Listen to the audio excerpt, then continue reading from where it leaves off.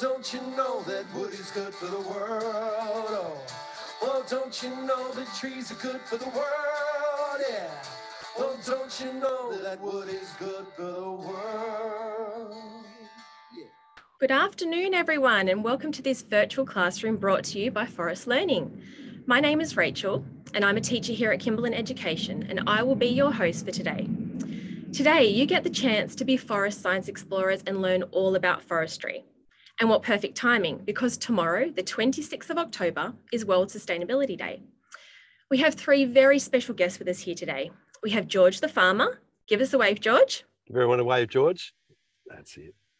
We've got Ben, and we've got Rachel. Kelsey the forester. Hi. What a beautiful backdrop you have there. Can you tell us a little bit about it? Do you want to give us a little bit of an idea of where we are today? Yep, so we're just in front of a hardwood plantation here today, which is lovely, and we can hear a lot of birds in the background. Hopefully you guys can hear them too. Absolutely gorgeous. It is. Well, students, you might be wondering what an environmental forester does. And that's great because we are going to learn all about that today. An environmental forester looks after all of the areas of forest, which are not the plantation trees, and looks after all of the special environmental values in and around the plantations. We'll also be learning about where paper comes from. And finally, Kelsey is going to show us some of the very cool ways that she helps to protect the plants and animals in her forests. As well as that, we have the opportunity to ask some questions and play a few games of true or false. So I hope you're ready. Now it's time to properly welcome today's forester. Welcome, Kelsey. Kelsey, can you tell us a little bit about yourself? How long have you worked in forestry and what drew you to this area of work? Yeah, sure. So I've been working in the forestry industry for about 3 years now. I studied a Bachelor of Environmental Management and Sustainability in Melbourne and moved out to Hamilton, which is in Victoria, about 2 years ago. Fantastic. I'm just about to share an image of whereabouts Hamilton is in Australia. So you should see up on your screen here is a map of Australia, and that's where Kelsey lives, over in Hamilton. Kelsey, I'm just wondering, where's your nearest capital city? So the nearest capital city to Hamilton is about 3.5 hours drive away in Melbourne. Wow. Do you get there very often, or is it just a little bit too far away? Oh, I get there every now and then. It's good. But yeah, I like spending my weekends in Hamilton as well. It sounds like an absolutely beautiful place. You're very, very lucky. Students, before we learn about where paper comes from, I have some questions for you. If you've ever visited a forest for bushwalking or camping, what animals did you see? What did you smell? And what did you hear? So I'd like you to have a think about that. Pop your answers in the chat box, and we're going to get to them a little bit later on. Paper is something that most of us use every single day, but perhaps we don't know exactly how it comes to be in our homes and our schools and our workplaces. We have a really cool video to show you now that will help you to understand the process, and Ben and Kelsey will talk us through it all. So, Kelsey, can you tell me what the difference is between hardwood plantations, like we are here, and softwood plantations, and the forest cycles and the harvesting and sustainability that comes with that? Okay, so hardwood plantations, which is sort of the trees that you see behind as eucalyptus trees, they have a 14 to 15 year cycle. So once the little trees that you're seeing in the video at the moment grow up, they get harvested and then they get chipped and sent to make paper. Once that rotations happen, they are planted again and then we have trees growing. Softwood plantations are Pinus radiata, so the trees that kind of look like Christmas trees, and they take about 30 years to mature and be ready for harvest. And then once they're harvested, they're used to make building frames and sort of big bits of wood, a lot more structure, and then they're replanted as well. Wow, okay. So Pinus radiata, the ones that look like Christmas trees, George, we love Christmas, don't we? They sort of make our timber frames for our homes and building materials. Yeah, and then eucalyptus hardwood, like what we have here, that helps us to make paper, doesn't it? Yeah, it does. Yep. So all the paper that the kids may be using back at school has come from a plantation just like this. Definitely. That is fantastic. Thank you, Kelsey. That is great to know and understand the difference between hardwood and softwood plantations. Now, Rachel, I'm wondering how we went with the responses from the students about their experiences in the forest. Yeah, good, Ben. We've had a lot of responses come through.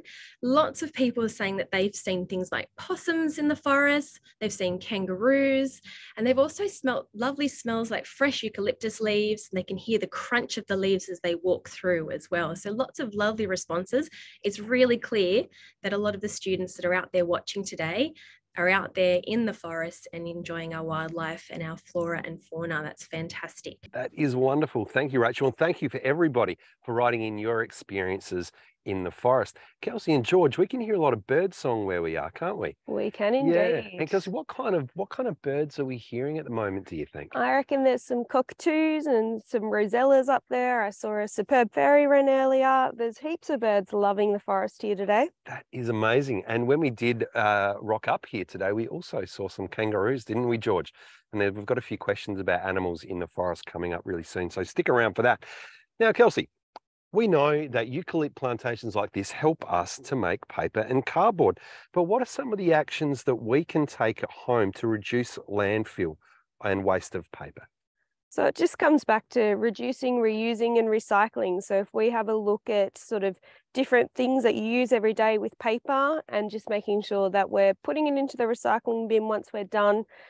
Paper is used more than 7 times. It's recycled each time. But yeah, we've also looking out when we do have products that are used, that paper is used to make them, that they've got the responsible wood or the FSC logo on them. So those logos mean that the forest has been sustainably managed from when the little seedlings were planted right up to the harvest and then to the factories where the paper is made. There you go. Well, Rachel, actually on screen right now, we have an example of the responsible wood and the FSC logo. So there we go. So Kelsey, if we see these logos, we know that the paper we're using has been made responsibly and has the environment in mind. Yes, definitely. It's been sustainable the whole process. That is fantastic. Well, this is actually George the Farmer's book all about forestry, The Great Forest Hunt. And that has been made on recycled paper as well. That's why we can use the FSC logo. There we go, George the Farmer, The Great Forest Hunt, all about forest plantations. Now, Kelsey, you said that paper can actually be recycled 7 times. Yeah, that's crazy, isn't it? That is amazing. So, and if I've got a white sheet of paper and I recycle it, does it have to be a white sheet of paper again, or can it be some kind of other paper product? It can be some sort of other paper product, so you can get different quality of paper. You can also get it made into cardboard. There's heaps of different ways that the trees behind us are used to make any paper products that we're using every day. Oh, that is amazing. I tell you what, wood certainly is good for the world. Now, Rachel, I think we might have a true or false question for our students now. We do, nice and early, Ben. We're just going to test everybody's knowledge. So this is what I would like to know. Are you ready? You can put your answers into the chat box once you have come up with your answer. True or false? The wood from hardwood plantations can be made into paper. So this is something that Ben and Kelsey have just been talking about. So I wonder if you can remember, is the answer true or is the answer false? Okay. What do you think, George? Mm-hmm. I think could be true, but we'll see what the students have to say. Okay, we have a few answers coming on through. I'll just give it another couple of seconds while everyone's thinking about their answers. Okay, it looks like we're ready. George, cross your fingers. Let's see how you go. Okay, if you answered true, well done. Amongst the many products that can be produced from hardwood plantations, paper is one of them. Well done. Q&A time, George. Here we Okay, go. straight into questions and answers. So students, if you haven't already done so, you can pop some questions for George the Farmer or Ben or Kelsey into the chat box and we will answer them for you right now. Let's give it a whirl and see what we've got. Okay, a great first question here from Jason. Kelsey, this is for you. Jason would like to know what happens on days when it's raining in the forest. Do you still have to go to work? Yes, I do. And so on days when it's raining, we are still out and about and working, and it's interesting to see what animals are out, and some don't like the rain, so they're in for the day. But yeah, we're still out working when it's raining. That's a great question, Jason. Hope you wear your gumboots. Yes. Kelsey, another one for you. This one's from Carolyn, and she'd like to know, do we make all the paper we need from Australian trees? That's a great question. So yeah, a lot of the paper within Australia, and if you have a look on the paper when you buy it, it will have Australia on it. The trees are grown in Australia and the wood chips are made here in Australia, and then the paper itself is made overseas. Okay, fantastic. Great. Do you have time for one more question? Of course. Let's Okay. go. All right, this one's from Samara, and she'd like to know, Kelsey, the coolest animal that you've ever seen in your forests. Oh, I would have to say it was a tortoise. It was something I was not expecting to see in a forest. And it was a day where it had actually been raining and I was wearing my gumboots and it was just sat up there next to a wetland. It was very cool. How gorgeous. I hope you took some photographs. Yes. Wow, a tortoise in a plantation. That is amazing. I wonder how he got there, and he probably wasn't moving very fast, was he? No, he wasn't. No, taking it easy, that's for sure. Well, thank you so much, students, for all of those questions. I know Kelsey loves answering them, and we're going to have some more question time for you now. But Kelsey, I want to know, now that we've learned that wood is good for the world and we know the difference between hardwood and softwood plantations, what is it that an environmental forester like you does, and how do you look after our animals and our plants that are in the plantations? Lovely. So where plantations are, they used to be farms, and so there's a lot of native remnant vegetation still left on those plantations. So my job is to make sure that we're looking after those trees and that they're healthy and everything that's living within there is healthy as well. So my days vary quite a bit. I could be in the office talking to other people who are managing land nearby, or I could be out having a look and seeing what species I can see out on site.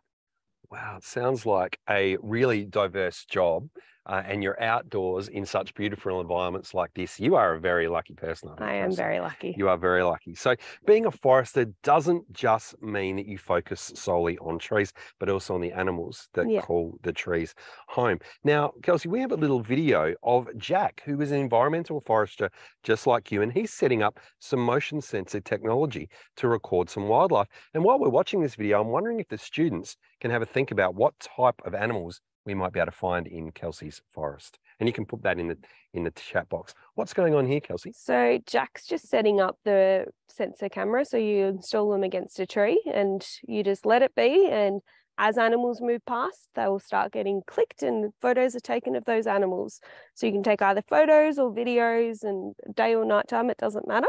Wow, there we go. So the animal's quite famous when they get captured on the motion sensor cameras. Very famous.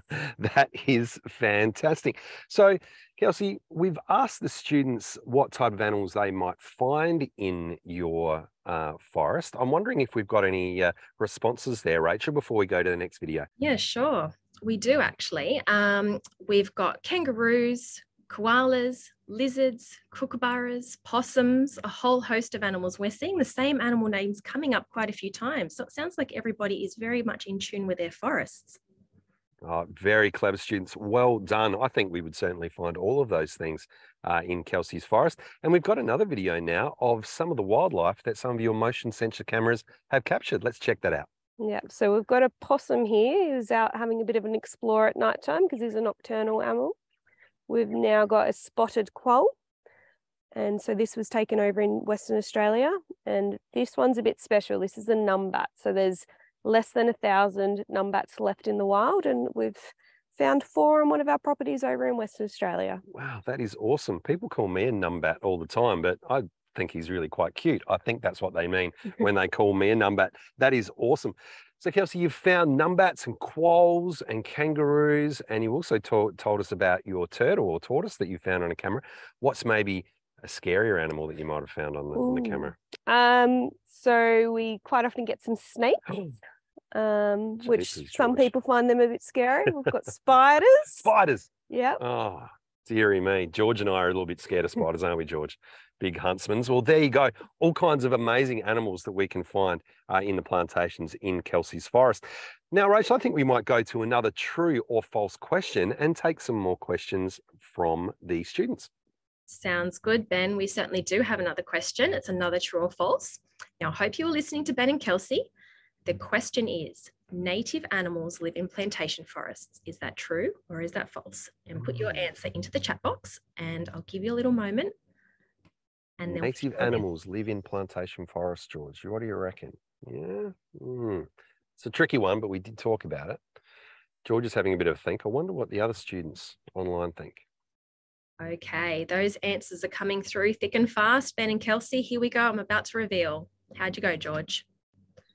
That's right. What do you reckon, George? True? You got it, mate. You're a clever egg. You certainly are. Well done. Everyone. Many of our native animals, such as possums and spotted quolls, call plantation forests home. Well done. Okay, so it's time for some more questions. And you can ask away again, and we're going to get to answering them. Okay, so we had a few left over from last time, Ben, that I might get to as well. Great. And we'll go from there. So, have a lovely question here for you, Kelsey. Do you like being a forester, and what's your favourite part? Oh, that's a tricky one. I don't know how I can just pick one bit that's my favourite. I think I love being able to go to work each day and go out and explore and see new things and learn new things. But yeah, I definitely do love being a forester. That's so good to hear. You can hear the passion in your voice. You might have some little budding foresters in these classrooms watching you right now. Wouldn't that be fantastic? Yeah. Definitely. Another lovely question. This one's from Jessie, and she wants to know, if you weren't an environmental forester, what else would you be? Oh, that's a really hard one. I guess I have always loved camping and being out inside in the environment. So I think whatever I do, it always needs to have a bit of a outside capacity. But yeah, I just love learning about new things and seeing different animals. Kelsey's also a really good dancer as well. So we'll see that a bit later. Yeah, I was going to say, Ben, we might be able to see something to do with that a little bit later, but I might keep that a surprise. That's right. Well, Kelsey, there's just one more question for this little bit here, and I must have predicted this. Meg would like to know, how do you become a forester? Oh, that is a really good question. I studied environmental management and sustainability at university. There's a lot of different pathways that you can get into being a forester, but I think it's just having a passion for outdoors and going to school and enjoying school. Science is definitely a positive in the background there, but yeah. Well, it certainly seems like an awesome job, Kelsey, and that was a great question. Thank you. Very good. All right. Well, if that's all the questions there, Rachel, we are going to move on. And I know, Kelsey, you've been asking a lot of questions and we've been talking a lot. How about we take a bit of a breather and we look around at this amazing area that we're in? Now, Kelsey, when George and I rocked up today, we thought we'd try and count all the trees. And we got to about 50 and we gave up because it just seemed too many. How many trees do you think might be here in this plantation? Oh, gosh, I reckon there's thousands of trees in here. And they're all quite big trees as well. They certainly are. There are trees for miles, as you can see in the vision there. Now, there might be an activity that the students could do at home, Rachel, if they wanted to download George the Farmer's Sustainable Forestry Management Educators Toolkit. They can take part in the big school tree count. So at their school or at home, they can count all the trees that are around their area. And it would be also really cool if they looked out for the biodiversity that they had around their schools and around their homes. What type of animals, what type of other plants apart from trees can they find? So that's all in the George the Farmer Sustainable Forestry Management Educators Toolkit, and you can take part in the big tree count. Now, Kelsey, I can count the trees that are on the table pretty easily because I think there's 4. But can you tell me what we've actually got here? Because to me and George, it looks like we've got a baby tree. You do have a baby tree. So it's a baby eucalyptus tree. And so this one has grown from a seedling, and you can see that there's some nice little sprouts on the top here, which means that it's nice and healthy and it's going to get just as big as the trees behind us. Really? And it's going to take about 15 years to grow that tall. Wow, George, that is amazing. Thank you, Kelsey. We learned so much awesome things all about forestry. And so, Kelsey, we've learned about motion sensing cameras, but what other tools do you use to monitor and protect the wildlife? And I think you talked about this a little bit earlier, but what did this plantation look like before it was a plantation? So before the plantations were established, a lot of it was farmland. So it was sheep or cattle stock on the land. And then that's when trees were put in over the top. So in terms of being able to manage and make sure we look after the environment, we do a lot of vegetation assessments, having a look at what's there, if anything's changing, why it might be changing, having a look at what species are there and what habitat we've got for any animals that are living on the plantation. Okay. And when you say habitat, that's like a fancy word for home, isn't it? It is. And what kind of homes do the animals have in a plantation? I mean, I can't imagine that we make them little homes, or do we? Well, we do sometimes. So animals can live in absolutely anything. So if we've got some logs on the ground, that's a good home for some species. We also put some hollows up, but most of the time we have enough hollows from the large old trees that were left on the block when we did establishment. So we do setbacks around that so that we make sure that those trees survive and create those homes for different animals. Oh, that is fantastic. But if we do need to create a few homes for these little critters that might be around the plantations, I've heard something called a nesting box. Is that something that you've done before, Kelsey? Yeah, it is. So we can put some artificial nest box up in the tree. So as you can see on the screen at the moment, there's a few different types of boxes. It depends on the size of the animal and what they're using it for. And so on the left, you can see it's got a smaller hole. And so when there's a smaller entrance, it's usually smaller birds are in there. And then due to the hole being a bit smaller, it just saves it from predators who might want to try and get in there and get it while it's at home. Someone who wants to make a lunch out of a small bird or something like that. There we go. So just like George and I, we have different size homes. So animals also have different size homes as well when you make your nesting boxes. Yes, exactly. Oh, that is fantastic. Well, I love the nesting boxes, George. I reckon you do too. I think they are awesome that we can help our animals that are found in the plantation to be able to find shelter from predators and still enjoy the beautiful surrounds and the home that they have in the plantation. That is awesome. So, Rachel, I think we might jump back to a true or false question right now. Let's check it out. You called it, Ben. Here it is. This is our last chance to test our knowledge, so I hope you are listening. Bats, birds, and possums all use the same kind of nesting box. Is this true or false? Pop your answers in the chat box. This is your last chance. Oh, this is a tricky one, isn't it, George? Yeah. I mean, humans have all kinds of different shaped homes. I wonder if animals do too. Oh, Kelsey's the expert on this one, and I know what she's thinking. Let's see. Let's check it out. Okay, here we go. That's right. It's false. So as we heard from Kelsey, bats have different needs when they nest. So they have different nesting boxes. So the answer here is false. Ben, I really liked the way you explained that. We all have different homes and so do our animals. Well done. That is correct. Thank you, Rachel, and well done, everybody, for answering that Q&A. Now, I know that we're going to go to a few more questions of Kelsey, but first, I have to ask this question, Kelsey. What other work do you do to protect animals, plants, and the environment around your plantations? Because I think we've got a picture here of what looks like a wetland. Do you guys create wetlands? Well, yeah. So back when the land was a farm, there was drainage lines put in to make sure that the cows and sheep that were on that farm didn't get too wet.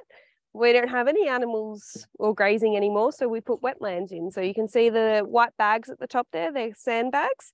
And so those sandbags are blocking up a drainage line. And you can see in that bottom picture, this is after all the rain that we've just had. We can see it's slowly starting to keep the water there for a lot longer. That is fantastic. So bringing water back into the environment, which means more animals coming back in as well. So trees are good for the world, not only for us to have paper and homes, but also our foresters are helping to re-establish beautiful natural wetlands and ground-dependent ecosystems. That is awesome. Okie dokie. Well, guys, I've got a new musical instrument here that's actually made of wood. It is not a saxophone. It is a guitar, and it makes a beautiful sound. Now, I did mention that Kelsey likes to have a bit of a dance. I'm not teasing her. She's very good. And I know George the Farmer is really good too. This is George the Farmer's song, Trees Are Good for the World. We hope you enjoy it. Have a little bit of a boogie along with Kelsey and George. Let's go.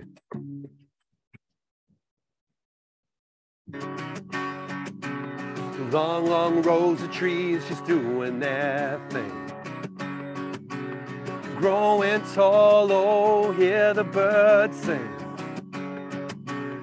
Pine gums and blue gums and trees that we use, maple, jaucanara, hardwoods are 2 old trees. Good for the world, yeah. Wood, yeah, good for the world. Forests take the carbon out of the air. It's great for us and the world that we share. The word is a fun one to say, yeah. Carbon sequestration saving the day. Lord, don't you know that trees are good for the world? Yeah. Lord, don't you know that wood is good for the world? Yeah. Lord, don't you know that trees are good for the world? Yeah. Lord, don't you know that wood is good for the world? Yeah. Absolutely fantastic. I can tell you've been practicing. You were very coordinated there, George and Kelsey. Okay. So students, we've come to the last opportunity for Q&A with Kelsey and Ben and George. So what would you like to know? You can pop your questions in the chat box and we'll select a few right now. Okay, Kelsey, this one's for you from Eleanor, and she'd like to know, what's the deadliest animal you've ever seen? Ooh. I would have to say it was a red-bellied black snake. And Wow. there was actually 2 of them and they were mating, and I was definitely not getting any closer because they are very scary snakes. Oh my That goodness. is for sure. Wow. Wow, thanks, Kelsey. We've had another question come through, and this is from Flo, and she'd like to know how exactly the wood turns into paper. What's the process? Lovely. So we've got the trees behind us. We've got big machines that cut the bottom of the tree, and then they take all the bark off the tree.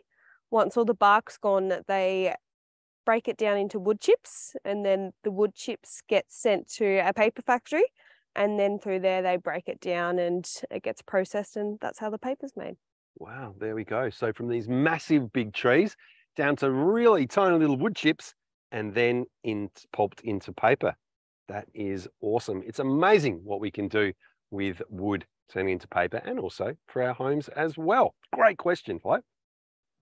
Absolutely fantastic. And we've got time for one last question. This is from Kieran, Kelsey. He'd like to know if you're scared of anything in the forest, apart from red-bellied black snakes. Ooh. Black snakes. I would have to say I'm not a big fan of leeches.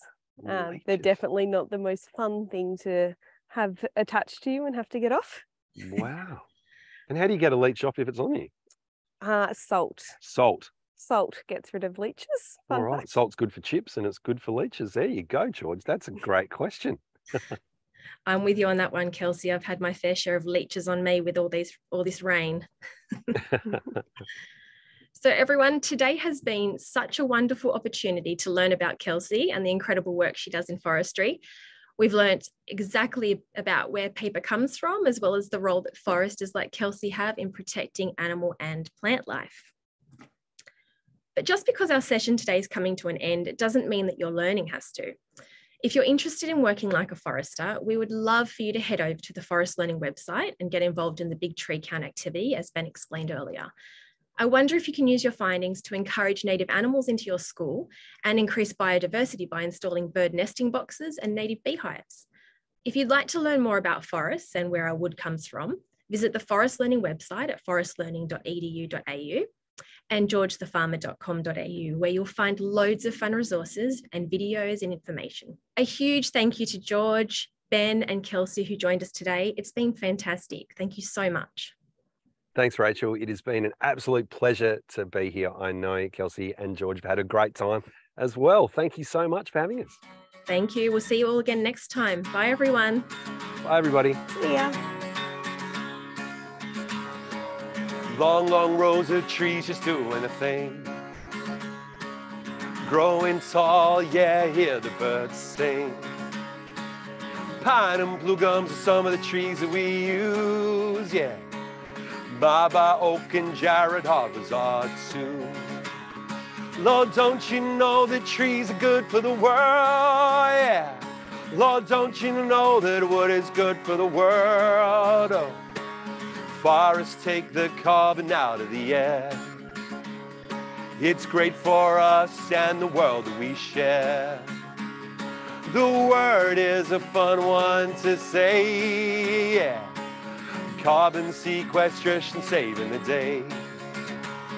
Lord, don't you know that trees are good for the world, yeah. Lord, don't you know that wood is good for the world? Oh. Harvesters and trucks have got a big job to cut and load and trim all of that wood. It takes a lot of people doing that work, yeah, to grow our trees and turn it into straight wood. Lord, don't you know that trees are good for the world, yeah. Lord, don't you know that wood is good for the world, yeah. Lord, don't you know that trees are good for the world, yeah. Lord, don't you know that wood is good for the world?